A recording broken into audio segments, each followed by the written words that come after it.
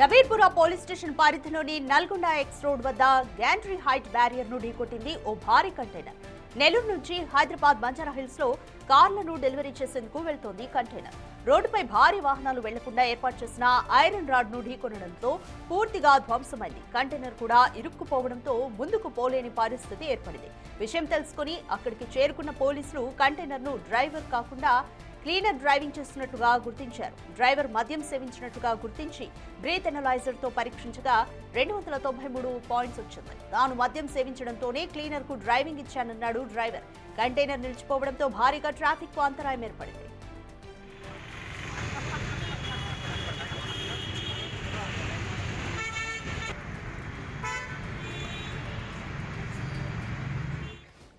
More details మా ప్రతినిధి సాగర్ అందిస్తారు. సాగర్, భారీ కంటైనర్ గ్రాంటీ హైట్ బ్యారియర్ ను ఢీకొనడంతో భారీగా ట్రాఫిక్ జామ్ అయింది. Complete details.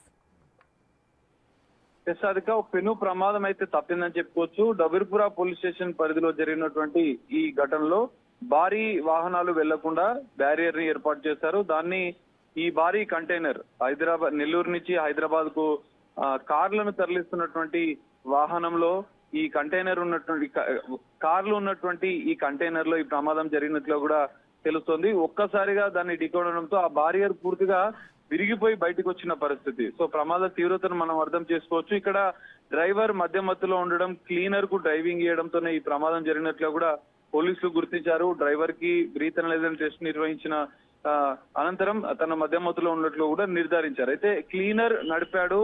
ఇక్కడ హెవీ వెహికల్స్ వెళ్లకుండా ఏర్పాటు చేసినటువంటి బ్యారియర్ అడ్డుకోవడం వల్లనే పెను ప్రమాదం తప్పిందని చెప్పుకోవచ్చు. క్లీనర్ కు పెద్దగా అనుభవం ఉండే నేపథ్యంలో ఈ కంటైనర్ ఒకవేళ ఇతర ప్రమాదానికి గురైతే కొంత ప్రమాద తీవ్రత పెరిగే అవకాశం ఉంటుండే. ఈడ హెవీ వెహికల్స్ వెళ్లకుండా ఏర్పాటు చేసినటువంటి బ్యారియర్ వల్లనే ప్రమాదం తగ్గిందని చెప్పుకోవచ్చు.